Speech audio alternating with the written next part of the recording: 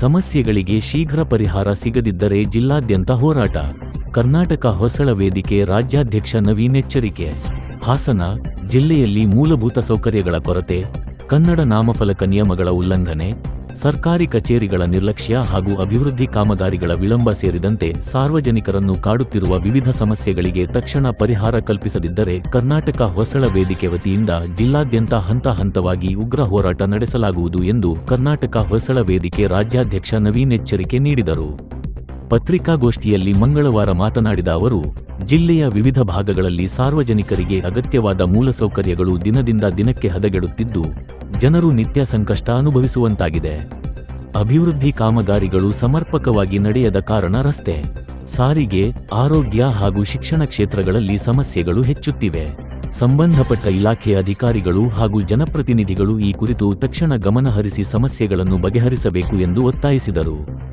ಜಿಲ್ಲೆಯ ಪ್ರಮುಖ ಹಾಗೂ ಗ್ರಾಮೀಣ ರಸ್ತೆಗಳಲ್ಲಿ ಗುಂಡಿಗಳು ಹೆಚ್ಚಾಗಿದ್ದು, ವಾಹನ ಸವಾರರು ಹಾಗೂ ಪಾದಚಾರಿಗಳು ಜೀವಭಯದಲ್ಲೇ ಸಂಚರಿಸುವ ಪರಿಸ್ಥಿತಿ ನಿರ್ಮಾಣವಾಗಿದೆ. ಮಳೆಗಾಲದಲ್ಲಿ ರಸ್ತೆಗಳ ದುಸ್ಥಿತಿ ಮತ್ತಷ್ಟು ಗಂಭೀರವಾಗುತ್ತಿದ್ದು, ಅಪಘಾತಗಳ ಸಂಖ್ಯೆ ಹೆಚ್ಚಾಗುತ್ತಿದೆ. ರಸ್ತೆ ದುರಸ್ತಿಗೆ ಶಾಶ್ವತ ಯೋಜನೆ ರೂಪಿಸಿ ಗುಣಮಟ್ಟದ ಕಾಮಗಾರಿಗಳನ್ನು ಕೈಗೊಳ್ಳಬೇಕು ಎಂದು ಆಗ್ರಹಿಸಿದರು. ಸಾರ್ವಜನಿಕ ಸಾರಿಗೆ ವ್ಯವಸ್ಥೆಯಲ್ಲಿಯೂ ಅನೇಕ ಸಮಸ್ಯೆಗಳಿದ್ದು, ಬಸ್ ನಿಲ್ದಾಣಗಳಲ್ಲಿ ಕುಡಿಯುವ ನೀರು, ಶೌಚಾಲಯ, ಆಸನ ವ್ಯವಸ್ಥೆ ಸೇರಿದಂತೆ ಮೂಲ ಸೌಲಭ್ಯಗಳ ಕೊರತೆ ಕಂಡುಬರುತ್ತಿದೆ. ಪ್ರಯಾಣಿಕರು ತೀವ್ರ ತೊಂದರೆ ಅನುಭವಿಸುತ್ತಿದ್ದರೂ ಸಂಬಂಧಪಟ್ಟ ಅಧಿಕಾರಿಗಳು ಸಮರ್ಪಕ ಕ್ರಮ ಕೈಗೊಳ್ಳುತ್ತಿಲ್ಲ ಎಂದು ದೂರಿದರು. ಸರ್ಕಾರಿ ಆಸ್ಪತ್ರೆಗಳಲ್ಲಿ ವೈದ್ಯರು, ಸಿಬ್ಬಂದಿ ಹಾಗೂ ಅಗತ್ಯ ವೈದ್ಯಕೀಯ ಸೌಲಭ್ಯಗಳ ಕೊರತೆಯಿಂದ ಗ್ರಾಮೀಣ ಮತ್ತು ಬಡ ವರ್ಗದ ಜನರಿಗೆ ಗುಣಮಟ್ಟದ ಆರೋಗ್ಯ ಸೇವೆ ದೊರೆಯುತ್ತಿಲ್ಲ. ಸರ್ಕಾರಿ ಶಾಲೆಗಳಲ್ಲಿಯೂ ಮೂಲಸೌಕರ್ಯಗಳ ಕೊರತೆ ಮುಂದುವರಿದಿದ್ದು, ವಿದ್ಯಾರ್ಥಿಗಳಿಗೆ ಅಗತ್ಯವಾದ ಶೈಕ್ಷಣಿಕ ವಾತಾವರಣ ಕಲ್ಪಿಸಲು ಸರ್ಕಾರ ಹೆಚ್ಚಿನ ಗಮನ ಹರಿಸಬೇಕು ಎಂದು ಹೇಳಿದರು. ರಾಜ್ಯ ಸರ್ಕಾರದ ನಿಯಮದಂತೆ ಎಲ್ಲ ವ್ಯಾಪಾರ ಸಂಸ್ಥೆಗಳ ನಾಮಫಲಕಗಳಲ್ಲಿ ಕನ್ನಡ ಭಾಷೆಗೆ ಮೊದಲ ಆದ್ಯತೆ ನೀಡುವುದು ಕಡ್ಡಾಯವಾಗಿದೆ. ಆದರೆ ಜಿಲ್ಲೆಯ ಅನೇಕ ವ್ಯಾಪಾರ ಮಳಿಗೆಗಳಲ್ಲಿ ಈ ನಿಯಮವನ್ನು ಉಲ್ಲಂಘಿಸಿ ಇಂಗ್ಲಿಷ್ ಹಾಗೂ ಇತರೆ ಭಾಷೆಗಳಿಗೆ ಹೆಚ್ಚಿನ ಪ್ರಾಮುಖ್ಯತೆ ನೀಡಲಾಗುತ್ತಿದೆ. ಕನ್ನಡದ ಅಸ್ತಿತ್ವ ಮತ್ತು ಗೌರವ ಕಾಪಾಡಲು ಸಂಬಂಧಪಟ್ಟ ಅಧಿಕಾರಿಗಳು ತಕ್ಷಣ ವಿಶೇಷ ಪರಿಶೀಲನೆ ನಡೆಸಿ ಕನ್ನಡ ನಾಮಫಲಕ ನಿಯಮವನ್ನು ಕಟ್ಟುನಿಟ್ಟಾಗಿ ಜಾರಿಗೊಳಿಸಬೇಕು ಎಂದು ಒತ್ತಾಯಿಸಿದರು. ಸರ್ಕಾರಿ ಕಚೇರಿಗಳಲ್ಲಿ ಸಾರ್ವಜನಿಕರ ಸಮಸ್ಯೆಗಳಿಗೆ ಸ್ಪಂದಿಸುವ ಮನೋಭಾವ ಕುಂಠಿತವಾಗಿದ್ದು, ಜನರು ಅನೇಕ ಬಾರಿ ಅಲೆದಾಡುವ ಪರಿಸ್ಥಿತಿ ನಿರ್ಮಾಣವಾಗಿದೆ. ಸಾರ್ವಜನಿಕರ ಅಹವಾಲುಗಳನ್ನು ತ್ವರಿತವಾಗಿ ಸ್ವೀಕರಿಸಿ ನಿಗದಿತ ಅವಧಿಯಲ್ಲಿ ಪರಿಹರಿಸುವ ಜವಾಬ್ದಾರಿಯನ್ನು ಅಧಿಕಾರಿಗಳು ನಿರ್ವಹಿಸಬೇಕು ಎಂದು ಹೇಳಿದರು. ನಗರ ಪ್ರದೇಶಗಳಲ್ಲಿ ಪಾದಚಾರಿಗಳ ಅನುಕೂಲಕ್ಕಾಗಿ ನಿರ್ಮಿಸಿರುವ ಫುಟ್ಪಾತ್ಗಳನ್ನು ಅಂಗಡಿಗಳು ಹಾಗೂ ವಾಹನಗಳ ಅತಿಕ್ರಮಣದಿಂದ ಮುಕ್ತಗೊಳಿಸಬೇಕು. ಪಾದಚಾರಿಗಳು ಸುರಕ್ಷಿತವಾಗಿ ಸಂಚರಿಸಲು ಸ್ಥಳೀಯ ಆಡಳಿತ ಪರಿಣಾಮಕಾರಿ ಕ್ರಮ ಕೈಗೊಳ್ಳಬೇಕು ಎಂದು ಆಗ್ರಹಿಸಿದರು. ರಾಜ್ಯ ಸರ್ಕಾರ ಹಾಗೂ ಜಿಲ್ಲೆಯ ಜನಪ್ರತಿನಿಧಿಗಳು ಅಭಿವೃದ್ಧಿ ಕಾಮಗಾರಿಗಳಿಗೆ ಹೆಚ್ಚಿನ ಆದ್ಯತೆ ನೀಡಿ ಸಾರ್ವಜನಿಕರ ಸಮಸ್ಯೆಗಳ ನಿವಾರಣೆಗೆ ಕಾಲಮಿತಿಯೊಳಗೆ ಕ್ರಮ ಕೈಗೊಳ್ಳಬೇಕು. ಇಲ್ಲವಾದರೆ ಕರ್ನಾಟಕ ಹೊಸಳ ವೇದಿಕೆ ವತಿಯಿಂದ ಜಿಲ್ಲಾದ್ಯಂತ ಹಂತ ಹಂತವಾಗಿ ಪ್ರತಿಭಟನೆ, ಧರಣಿ ಹಾಗೂ ವಿವಿಧ ರೀತಿಯ ಹೋರಾಟಗಳನ್ನು ಸಂಘಟಿಸಿ ಜನರ ಧ್ವನಿಯನ್ನು ಸರ್ಕಾರದ ಗಮನಕ್ಕೆ ತರಲಾಗುವುದು ಎಂದು ಮೋಹನ್ ಗೌಡ ಎಚ್ಚರಿಸಿದರು. ಕೇಳಿದ್ರು ಅವ್ರ ಹತ್ರನೂ ಒಳ್ಳೆಯ ಉತ್ತರ ಇಲ್ಲ. ಇವತ್ತು JE ಆಗಲಿ, AE ಆಗಲಿ, BWD ಆಗಲಿ ಎಲ್ಲರನ್ನೂ ಕೇಳೋದ್ರೂ ಕೂಡ ಇವ್ರು ನನ್ನ ಕೇಳಬೇಡಿ ಸರ್, ನಾನು ಮಾಡಿಲ್ಲ, ಅವ್ರು ಮಾಡಿರೋದು.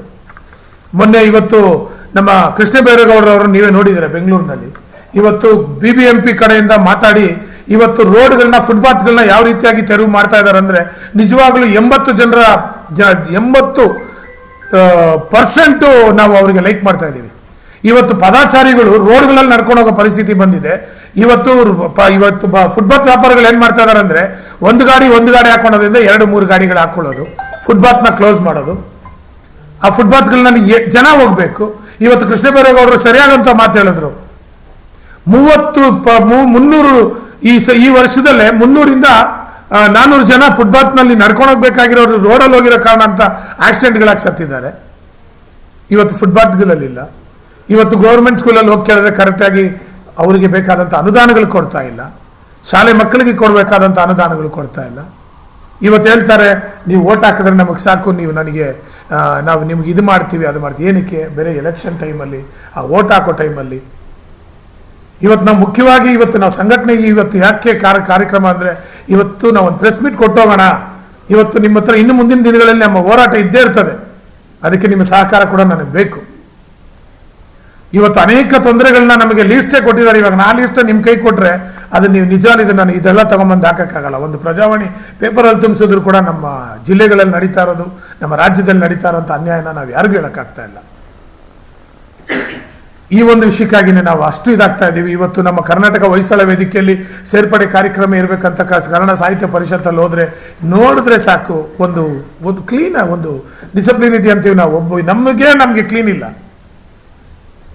ಯಾವ ರೀತಿಯಾಗಿ ನಾವು ಇನ್ನೊಬ್ಬರಿಗೆ ಹೇಳೋಕ್ಕಾಗುತ್ತೆ ಹೇಳಿ?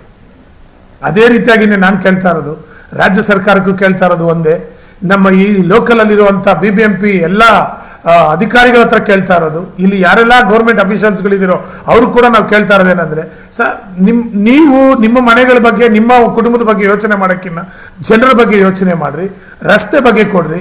ಇವತ್ತು ಬಾಬಾ ಸಾಹೇಬ್ ಅಂಬೇಡ್ಕರ್ ಅವರು ಹೇಳಿದ್ ಏನು ಹೇಳ್ರಿ, ನೀವು ಕೊಡಬೇಕಾದಂಥ ಸಮಾನತೆ, ಜನರಿಗೆ ಯಾರೇ ಬಂದು ಕೇಳಿದ್ರು ಅವ್ರಿಗೊಂದು ಸಮಾನತೆ ಕೊಡ್ರಿ. ಅವ್ರಿಗೆ ಸಮಾನತೆನೇ ಇಲ್ಲ. ಏನೇ ಒಂದು ಕೇಳಿದ್ರು ಕೂಡ ಸರ್ ಇಲ್ಲ, ನಾವು ಮುಂದಿನ ದಿನ ನೋಡೋಣ, ಇನ್ನು ನಮಗೆ ಇದು ಆರ್ಡರ್ ಆಗಿಲ್ಲ, ನಮ್ಗೆ ಆರ್ಡರ್ ಆದ್ಮೇಲೆ ನಾವು ಬಂದ್ ಮಾಡ್ತೀವಿ. ಅಷ್ಟು ಬೇಗ ಎಷ್ಟು ಜನ ಬಿದ್ದು ಸಾಯ್ತಾರೆ ಗೊತ್ತರ ರೋಡ್ಗಳಲ್ಲಿ.